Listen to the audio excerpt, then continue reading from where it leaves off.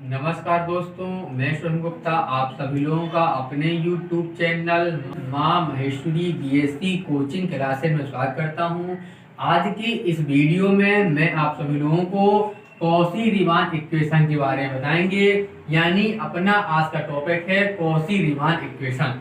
तथा Cauchy Riemann equation बताने से पहले हम अपने आज के टॉपिक कॉची रीमान इक्वेशन को एक्सप्लेन करेंगे। इसके बारे में बहुत सी बेसिक जानकारी बताएंगे और फिर इसे सॉल्व करेंगे। यदि कॉची रीमान इक्वेशन की बात करें तो ये टॉपिक बीएससी फाइनल की मैथ की सेकेंड बुक में है। बीएससी फाइनल की सेकेंड बुक में एक चैप्टर है अध्याय 16 जिसका नाम है एनालिटिक फंक्शन।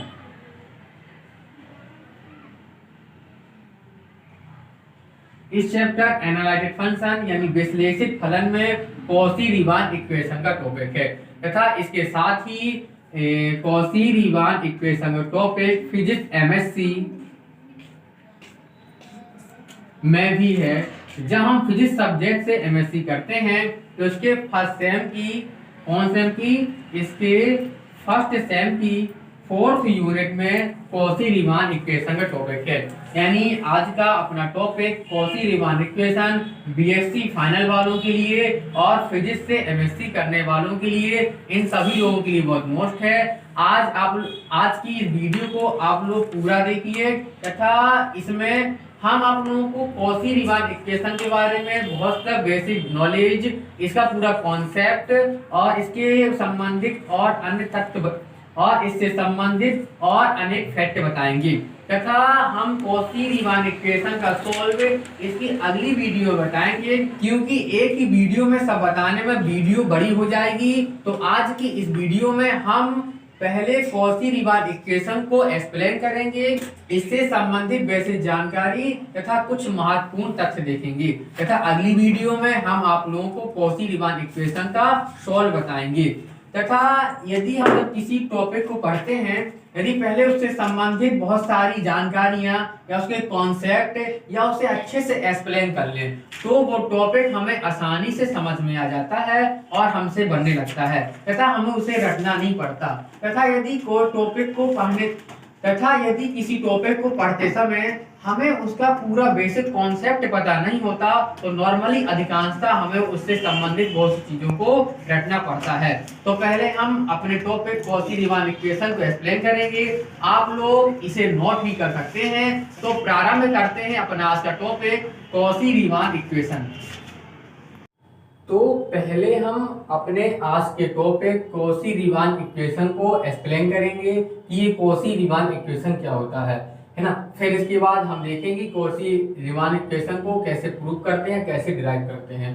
तो कॉची रीमान इक्वेशन की बात की जाए तो एक वैज्ञानिक थे कॉची और एक थे रीमान, और इन्होंने बताया कोई कॉम्प्लेक्स फंक्शन यानी समिश्र फलन एक एनालिटिक फंक्शन यानी विश्लेषित फलन होगा यदि वो एक इक्वेशन या वो एक शर्त का पालन करेंगे, और ये शर्त या कंडीशन एक इक्वेशन के रूप में थी। और चूंकि ये इक्वेशन किसने दिया था, कॉची और रीमान नामक दो वैज्ञानिकों ने दिया था, इसलिए इसे बोलते हैं कॉची रीमान इक्वेशन। ये इक्वेशन या फिर ये कंडीशन किसके लिए थे या इसका संबंध किससे था, तो इसका संबंध था किसी भी फलन के एनालिटिक होने से। कॉची रीमान ने बताया ये कोई कॉम्प्लेक्स फंक्शन हो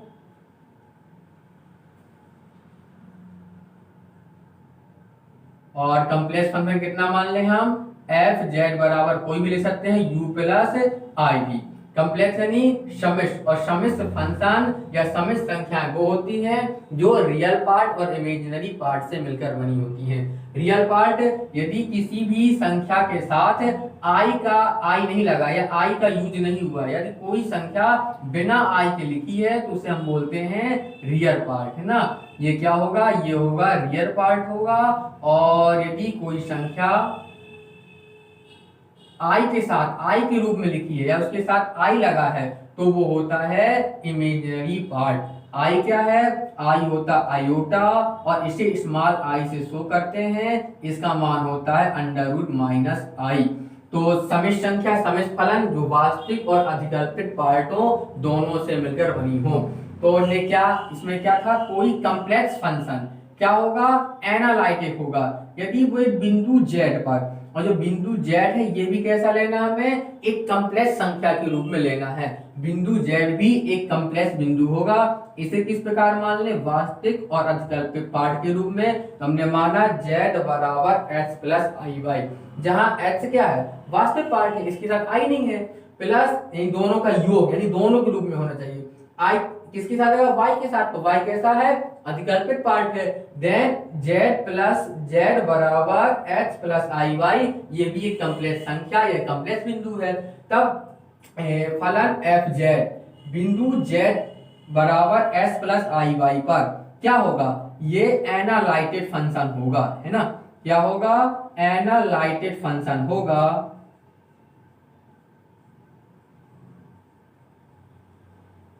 यदि इस फलन एफ जेड का बिंदु जेड पर, जो किस रूप में है, एक्स प्लस आई वाई, इस बिंदु जेड पर इसके आंशिक अवकलज का अस्तित्व हो, और आंशिक अवकलज इसके दोनों पार्टों, वास्तविक पार्ट और अधिकल्पित पार्ट, इन दोनों के आंशिक अवकलज का अस्तित्व होना चाहिए। तो आंशिक अवकलज यानी हम u का एक बार हम x के लिए अवकलन करेंगे, फिर u का y के लिए अवकलन करेंगे, एंड हम v का x के लिए अवकलन करेंगे और v का y के लिए अवकलन करेंगे। हम इनके आंशिक अवकलज के मान निकालेंगे। इनके मान निकालने के पश्चात डेल u डेल x की जो वैल्यू हो वो डेल v और डेल y के बराबर होनी चाहिए, and del u del y की value minus del v del x के बराबर होनी चाहिए। तो क्या था, जब इनके आंशिक अवकलज करें तो पहली शर्त थी इनके आंशिक अवकलज का अस्तित्व होना चाहिए। अस्तित्व मतलब इनका कोई मान हो, मतलब इनका मान अनंत ना हो। यदि हमने डेल u डेल x का अवकलन किया और इनका अवकलन करने पर हम इसकी वैल्यू अनंत प्राप्त होती, इंफिनिटी, तो कहेंगे इस बिंदु पर इसके आंशिक अवकलज का अस्तित्व नहीं है। इसी प्रकार यदि हमें इनका भी अवकलन करने पर वैल्यू अनंत प्राप्त होती है तो फिर इनका भी अस्तित्व नहीं होगा। तो इनका अवकलन अनंत नहीं होना चाहिए। जब अनंत नहीं होगा तो पहली शर्त है उसका अनंत, मतलब उसका मान अनंत नहीं होना चाहिए, यानी उसका अस्तित्व होना चाहिए। जब अस्तित्व हो यानी कोई वैल्यू निकले, कोई परमेश संख्या, तो वो परमेश संख्या यानी डेल u डेल x का जो अवकलन का मान है वो डेल v डेल y के बराबर होना चाहिए, and del u del y की वैल्यू का मान डेल v डेल x की माइनस वैल्यू के बराबर होनी चाहिए। यदि ऐसा होगा तो ये कॉम्प्लेक्स फंक्शन एफ जेड बराबर u प्लस आई वाई बिंदु z बराबर एक्स वाई पर एक एनालाइटेड फंक्शन, जिसे हम क्या बोलते हैं, विश्लेषित फलन होगा। क्या होगा, विश्लेषित फलन होगा, है ना। तो ये बिंदु पर विश्लेषित फलन होगा। अब क्या कह रहे थे, एक चीज मेन पॉइंट है, ये पहली शर्त हो गई, ये दूसरी शर्त हो गई। हम जब किसी चीज का अवकलन करते हैं तो क्या शो करते हैं, डी लगा देते हैं। यदि हमें एक फलन u का x के लिए अवकलन करना हो तो क्या कर देते हैं, हम du अपॉन dx कर देते हैं।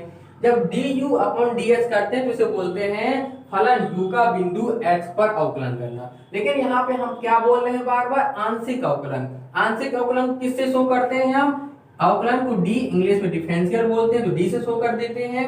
इसके सापेक्ष अवकलन करना हो तो नीचे लिख देते हैं, यानी d अपॉन dx का मतलब है यदि एक फलन f है वो x y के रूप का है तो फलन f x y का मतलब एक फलन f में कुछ x वाले पद हैं, कुछ y वाले पद हैं। x y चर होते हैं, अर्थात इसमें कुछ संख्याएं पद ऐसे हैं जिनमें चर x का यूज हुआ है और कुछ पद ऐसे हैं जिनमें चर y है। तो इसे बोलेंगे फलन f x और y का फलन है। तब यदि हमें x का अवकलन करना हो तो d लिख देते हैं, और किसकी सापेक्ष अवकलन करना हो, एक बार में हम किसी एक के सापेक्ष ही अवकलन करेंगे। अवकलन हमेशा चर के सापेक्ष किया जाता है। यदि हमें x के लिए अवकलन करना तो नीचे dx लिख देते हैं। यदि हमें y के लिए अवकलन करना तो क्या लिख देंगे हम, यदि हमें y के लिए अवकलन करना है तो हम लिख देंगे f df x, y dy। तब ये अवकलन क्या कहता है, f का अवकलन तो करो लेकिन x के लिए करो। यहाँ पे है f का अवकलन तो करो, लेकिन y के सापेक्ष का केवल y वालों पदों का, इसका मतलब होता है y के सापेक्ष अवकलन का, कि हमें केवल y के पदों वाला अवकलन करना है, जिसमें y होगा या जिसके साथ जो y वाला पद होगा उसका अवकलन किया जाएगा। और यदि यहाँ पे h वाले पद का अवकलन करेंगे और यदि उसके साथ h नहीं है y है, तो उसे नियत क्या मानकर, कांस्टेंट मानकर उसका क्या करेंगे, अवकलन जीरो कर देंगे। यदि उसे कांस्टेंट मानेंगे, और हम जानते हैं कांस्टेंट का अवकलन कितना होता है, जीरो होता है। यदि हम इस प्रकार जब अवकलन करते हैं तो इसमें x और y दोनों वाले पद हैं, जब हम इस कंडीशन में इसका अवकलन करेंगे तो हम पूरे f का अवकलन नहीं कर पाएंगे, अर्थात हम केवल इस कंडीशन में x वाले पदों का अवकलन कर पाएंगे और इस कंडीशन में केवल इसके y वाले पदों का ही अवकलन कर पाएंगे। जबकि अवकलन में कोई भी चर, जितने भी चर आते हैं हम सबका अवकलन कर सकते हैं, सबका अवकलन होता है। केवल जो कांस्टेंट वैल्यू होती है, जो अंक होते हैं 1 2 3 4, जिनके साथ कोई चर ना लगा हो, उनका अवकलन जीरो माना जाता है। तो सभी चरों के अवकलन करने के सूत्र होते हैं, हम किसी का भी अवकलन कर सकते हैं। हमें कहा गया था f का अवकलन कर दो, f का अवकलन करना था, क्योंकि f x y दोनों के रूप में होता है। यदि हम थोड़ा इसे ऐसे समझें कि किस प्रकार से किया जाएगा, तो हम थोड़ा देखें कि इसमें कैसे अवकलन करेंगे। तो यदि हमें कोई फलन दिया है f, और एक बार देख लें थोड़ा अवकलन और आंशिक अवकलन क्या होता है उसका देख लें। कोई फलन दिया है तो इसे f x y कब बोलेंगे, जब इसमें कोई x वाला पद भी हो, है ना, और प्लस कोई y वाला पद भी हो, दोनों पद हो। इस कंडीशन में इसमें x y दोनों वाला है, हम कहते हैं इसका df अपॉन dx करो। जब df अपॉन dx करेंगे अपन, तो क्या होगा, x इनका अवकलन तो कर दिया जाएगा 4x + 2, लेकिन इसे जीरो मान लेंगे। लेकिन इसका अवकलन किया जा सकता है, लेकिन यहाँ पे x के लिए अवकलन करना था तो इसे नीतांक कांस्टेंट मान के जीरो कर दिया गया। तो इस स्थिति में ये नहीं कहेंगे हमने f का पूरा अवकलन कर दिया, f के इस पद का अवकलन किया जा सकता है, लेकिन यहाँ पे x के लिए करना था, इसलिए y वाले को जीरो माना गया। तो इसे f का पूर्ण अवकलन नहीं, आंशिक अवकलन कहते हैं। और आंशिक अवकलन के लिए d के स्थान पर डेल लगाते हैं, del f upon del x। तो डेल का मतलब भी क्या होता है, इस f का अवकलन करना। लेकिन कैसा अवकलन करना या कैसा अवकलन किया जाएगा, आंशिक। आंशिक मतलब इसके कुछ का अवकलन करें, कुछ भागों या कुछ पदों का अवकलन किया जाएगा और कुछ को नितांक मान लिया जाएगा, क्योंकि हम एक बार में किसी एक चर के सापेक्ष अवकलन कर सकते हैं। y के लिए तो किया जा सकता है, लेकिन यहाँ पे ये कंडीशन है कि हम y को नितांक मान रहे हैं। यदि इसे y को कांस्टेंट माना गया तो ये इसका पूर्ण अवकलन नहीं बल्कि आंशिक अवकलन किया जाएगा।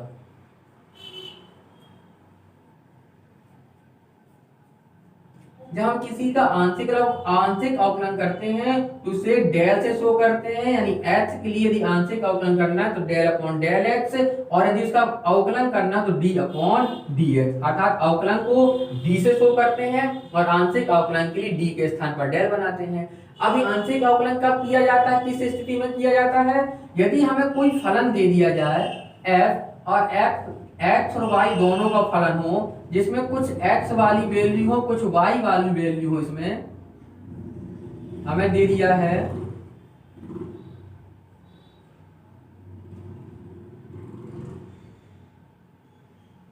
ये, और हमें इसका अवकलन करना है। यदि x के लिए, तो इस स्थिति में जब हम एक के लिए अवकलन करें तो x वाले का जो सूत्र होता है, अर्थात x स्क्वायर का कितना होगा 2x, तो कितना हो जाएगा 4x। यहाँ कितना हो जाएगा x इसका, तो इस स्थिति में x का अवकलन करना तो y वाले को हम कांस्टेंट नियत मान लेते हैं, इसका कितना आ जाएगा 0 आ जाएगा, और 5s कितना हो जाएगा 5 हो जाएगा। हम जानते हैं अवकलन चरों के सापेक्ष किया जाता है और सभी चर वाले पदों का अवकलन किया जाता है, और कांस्टेंट का क्या माना जाता है 0 होता है अवकलन। किसी के साथ कोई चर नहीं, केवल हम 7 लिख देते हैं आगे, तो इसका अवकलन कितना होता है 0 होता है। लेकिन यदि सिर्फ x y z लगा तो उसका अवकलन किया जा सकता है, लेकिन z वाले पदों का z के सापेक्ष, x वाले पदों का x के सापेक्ष और y वाले पदों का y के सापेक्ष। यहाँ पे हमें x के सापेक्ष अवकलन तो करना था इसका, लेकिन यहाँ x और y दोनों पद थे, तो हमें यहाँ पर y वाले को कांस्टेंट मानना पड़ा और इसका अवकलन 0 कर दिया गया, लेकिन इसका अवकलन किया जा सकता है। सूत्र द्वारा हम इसका अवकलन कर सकते हैं, तब कर सकते हैं जब हम ये कहा जाए कि y के सापेक्ष अवकलन किया जाए। तो x, ये जो अवकलन हुआ है, ये x के पूरे पदों का अवकलन नहीं हुआ है, इसका किया जा सकता है, लेकिन इस कंडीशन में जब हमने y को कांस्टेंट माना तो इसका अवकलन 0 आया। तब क्योंकि ये पूरे x हैं, x के सभी पदों का अवकलन नहीं हुआ है, इसीलिए इसे बोलेंगे f का आंशिक अवकलन। जब f का आंशिक अवकलन बोलेंगे तो इसे d से नहीं बल्कि डेल से शो करते हैं। अब पूर्ण अवकलन क्या होता है? यदि f किस प्रकार का हो, हम लिखते हैं f x, यानी f में कितने वाले पद हैं, f x लिखते हैं, और लिख दिया 2x² प्लस 5x प्लस 3। अब इसका अवकलन करना है, तो क्योंकि x वाला पद है तो हम लिखेंगे df अपॉन dx। x के लिए अवकलन किया जा सकता है क्योंकि x वाले पद है, इसका y के लिए नहीं कर सकते, y के लिए करो सब 0 हो जाएंगे, तब इसका अवकलन कितना आएगा 4x प्लस 5 प्लस 0, है ना। तब इस स्थिति में इसके सारे पदों का अवकलन किया गया, 3 का 0, 5x का 5, 2x² का 4x, इसे बोलेंगे f का पूरा अवकलन हुआ, उसे d से शो करते हैं। यदि किसी पद का अवकलन ना किया जाए, फिर उसे कांस्टेंट मान लिया जाए, बल्कि उसका अवकलन किया जा सकता है, तब उसे बोलते हैं आंशिक अवकलन और डेल से शो करते हैं। यहाँ ये ध्यान देने बात है कि यहाँ पे इसका आंशिक अवकलन किया जाएगा, आंशिक अवकलन होते हैं, और कॉची रीमान इक्वेशन में u और v या किसी भी रियल और इमेजिनरी पार्ट का आंशिक अवकलन होता है। तो एक बार फिर देख लें, कोई फंक्शन f(z) बराबर u प्लस आई वाई किसी बिंदु इतने पर एनालाइटेड फंक्शन होगा यदि इस बिंदु z पर इसके आंशिक अवकलन का नंबरिक अस्तित्व होना चाहिए। एक बार हम u और v का x के लिए अवकलन करेंगे, एक बार हम u और v का y के लिए अवकलन करेंगे, then del u upon del x बराबर del v upon del y and del u upon del y बराबर minus del v upon del x होना चाहिए। तो इसे बोलते हैं कॉची रीमान इक्वेशन। तो इसे कहते हैं कॉची रीमान इक्वेशन, और ये होती है किसी भी कॉम्प्लेक्स फलन के एनालाइटेड फलन होने की कंडीशन, है ना। तो ये था अपना कॉची रीमान इक्वेशन। पहले हमने ये जाना होता क्या कॉची रीमान इक्वेशन, है।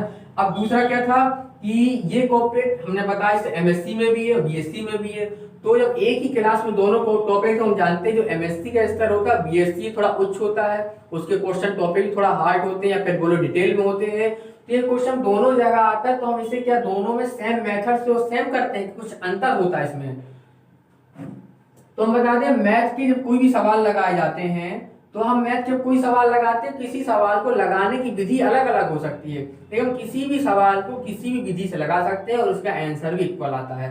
अर्थात जब कॉची रीमान इक्वेशन बीएससी में आता है, तो हम उसे ये प्रूव करना होता है, उसका आंसर चेंज नहीं होगा, ना इक्वेशन चेंज होगा, और हम उसे किसी दूसरी विधि से या सेम विधि से, जिस विधि में हम बीएससी में से सॉल्व करते हैं, उसी मेथड से हम एमएससी में भी इस क्वेश्चन को लगा सकते हैं, सॉल्व कर सकते हैं। पूरा सही माना जाएगा, हमें पूरे नंबर ही मिलेंगे, केवल अंतर होता है पूछने का। बीएससी में क्वेश्चन है कॉची रीमान इक्वेशन पूछा जाता है, थोड़ा उसका स्तर पूछने इजी कर दिया जाता है, ताकि हमें बहुत सारे हिंट क्वेश्चन ही प्राप्त हो जाते हैं। लेकिन एमएससी में क्वेश्चन पूछा जाता है तो क्वेश्चन को सीधे पूछ लिया जाता है बिना कोई हिंट के, कि क्वेश्चन आता है एमएससी में इसका drive the Cauchy Riemann equation.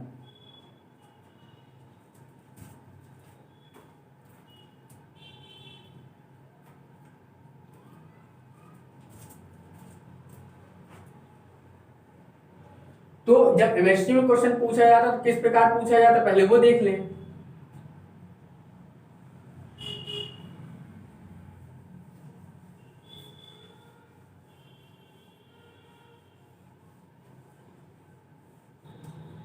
तो एमएससी में क्वेश्चन पूछा जाता है इसका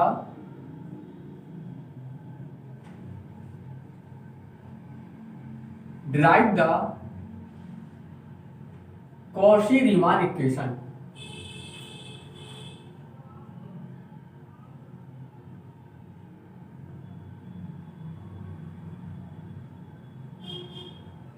यानी कॉची रीमान इक्वेशन को निर्मित कीजिए या व्युत्पन्न कीजिए, है ना। कोई भी हिंट नहीं लिखा रहता हमें इसमें। लेकिन जब इसी क्वेश्चन को बीएससी में पूछा जाता है तो किस प्रकार पूछा जाता है, बहुत सी चीजें क्वेश्चन में ही मिल जाती हैं। बीएससी में से 2-3 प्रकार से पूछा जाता है। जैसे पूछ लिया था यदि if a complex function, if a complex function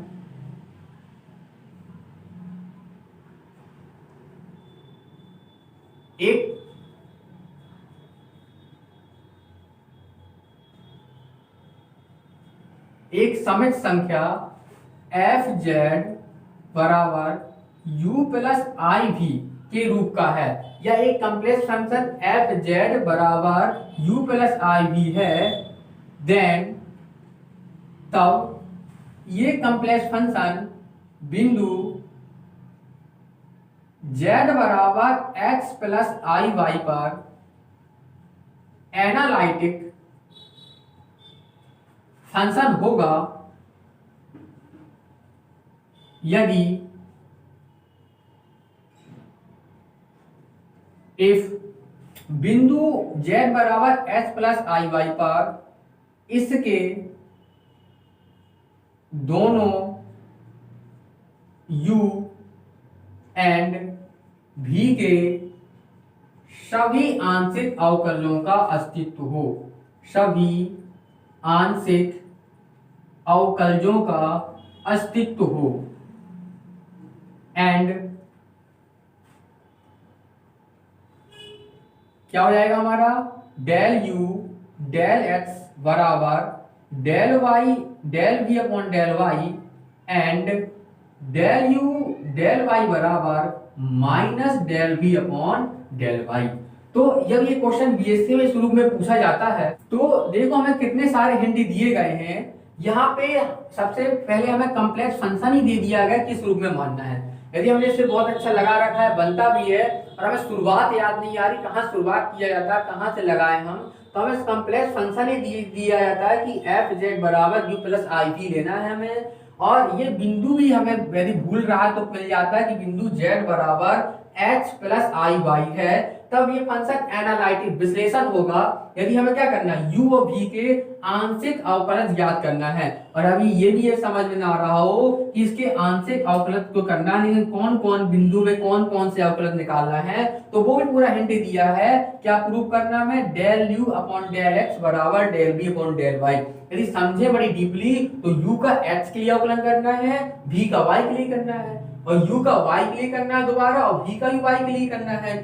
तो यहाँ पे v के लिए x ना, यानी v का फिर x के लिए करना है, यानी u और v का x के लिए कर दो, u और v का y के लिए कर दो, और देख लो दोनों वैल्यू इक्वल है कि नहीं। यदि ये दोनों इक्वल है तो ये एनालिटिक होगा, और नहीं तो नहीं होगा। हमें केवल वैल्यू निकाल के इक्वल बराबर बताना है। तो कितना सारा हमें हिंट दे देता है क्वेश्चन में, जबकि एमएससी में क्वेश्चन में कोई हिंट नहीं देता, केवल हमें होता है क्योशी-रीमान इक्वेशन को ड्राइव करना होता है। तो ये दोनों पूछने का स्तर इसमें बहुत इजी लग रहा है, इसमें हार्ड लग रहा है, एक बार पढ़ा है याद नहीं आ रहा, तो बहुत सारे हिंट क्वेश्चन से प्राप्त हो जाते हैं। यदि हमने अच्छे पढ़ा भी और ये शुरुआत नहीं आए कि हमें शुरुआत कहाँ से करनी है, किसे क्या माना जाता है, तो हम यहाँ कंफ्यूज हो सकते हैं, और शायद हमसे बनता भी रहा हो, शुरुआत हम ना कर पाए या थोड़ा भूल रहा हो तो बनता हुआ क्वेश्चन हमसे नहीं कर सकते है ना। तो ये दोनों पूछने तरीका होता है, लेकिन बीएससी में इस क्वेश्चन को और भी कई प्रकार से पूछा जाता है, तो पूछ लिया जाता है। तो हम देख ले पहले और कितने प्रकार से पूछा जाता है। तो सर दूसरा टाइप होता है जो बीएससी में पूछा जाता है, क्वेश्चन नंबर 3, कि एक कॉम्प्लेक्स फंक्शन यदि एफ जेड बराबर यू प्लस आई भी है, तब ये बिंदु z बराबर x प्लस आई वाई पर एनालिटिक होगा, एनालिटिक फंक्शन होगा यदि ये कॉची-रीमान समीकरण का पालन करे या कॉची-रीमान समीकरण को संतुष्ट करे। कॉची-रीमान इक्वेशन का पालन करे या कॉची-रीमान इक्वेशन को संतुष्ट करे। इस स्थिति में भी देखा जाए कुल हमें हिंट दिया गया है, हमें कॉम्प्लेक्स फंक्शन दिया गया है। कॉम्प्लेक्स फंक्शन क्या मानना है, हमें बिंदु दिया गया है, प्लस हमें केवल कॉची रीमान इक्वेशन पता होना चाहिए। ये बहुत इजीली रूप है, थोड़ा इसमें कॉची रीमान इक्वेशन मतलब हमें याद होना चाहिए कॉची रीमान इक्वेशन क्या होता है, क्या प्रूव करना है और कौन वैल्यू किसके बराबर होनी चाहिए। यहाँ पे बस कॉची रीमान इक्वेशन भूल रहा होता है, बाद में हिंट नहीं मिलता कि कैसा क्या करना होता है, लेकिन हमसे अच्छे से बनता कोई हमें हिंट की आवश्यकता ही नहीं है। लेकिन यदि थोड़ा बहुत भूल रहा है तो ये ध्यान नहीं आता कि ये ध्यान करना पड़ता है कॉची रीमान इक्वेशन क्या होते हैं और हमें किसकी एक वैल्यू को बराबर सिद्ध करना है। लेकिन इस पैटर्न में, इस रूप में हमें एक ही चीज क्लियर हो रही, हमें करना क्या है। इसके अलावा एक टाइप और पूछ लिया जाता है, बीएससी में ही है कि कॉची रीमान इक्वेशन है। पेपर पूछने तरीका देखा जाए किस प्रकार पूछा जाता है तो इसे एक प्रकार से और बीएससी में पूछ लिया जाता है और वो होता है किसी भी फलन के, किसी भी कॉम्प्लेक्स फलन के, कॉम्प्लेक्स फंक्शन के एनालिटिक फंक्शन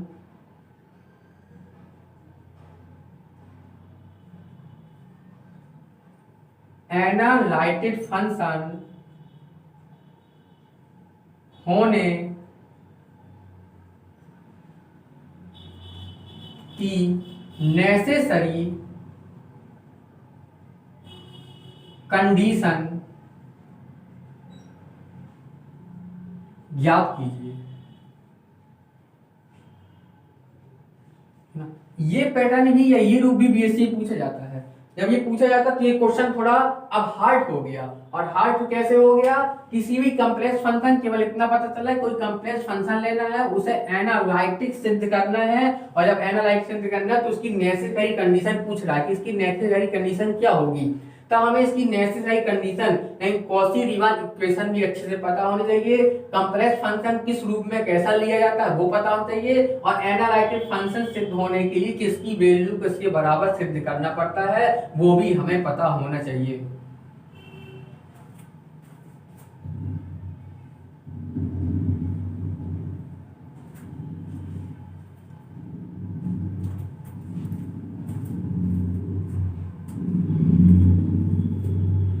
और इसकी नेसेसरी कंडीशन क्या होती है वो भी हमें पता होनी चाहिए।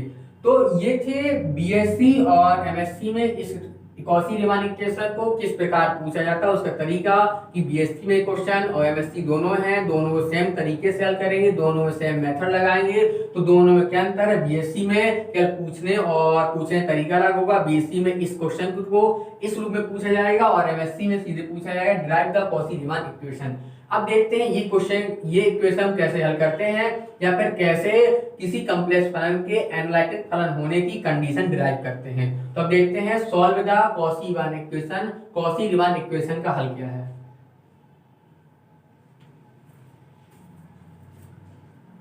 अब देखते हैं कॉची रीमान इक्वेशन कैसे डिराइव किया जाता है और कैसे इन्हें प्रूव किया जाता है।